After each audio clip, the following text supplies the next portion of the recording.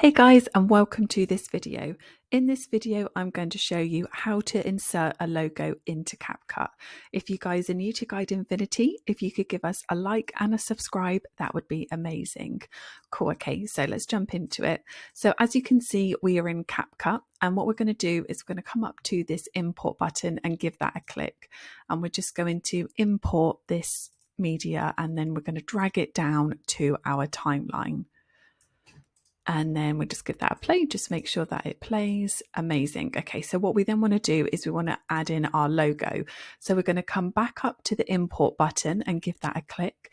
And then you just want to get your logo. So I'm just going to grab my logo. Oh, amazing. So what you want to do is then drag that logo and you want to make sure that it is on top of that original media. So as you can see, it is there on top of our video. So what you want to do to resize it is want to come over to the right here, and under video you've got this option to scale. So what you can do is press and hold down, and then you can make it bigger or smaller, however you want, or you can do it by pressing on one of the four corners of your image. So I'm just going to resize that down, and then you can click on it, hold it down, and drag it to wherever you want to within your video. So I'm just going to put it in the right hand side there.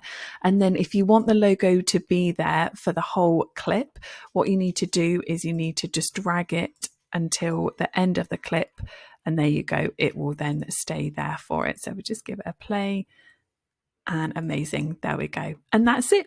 That is how to insert a logo into CapCut.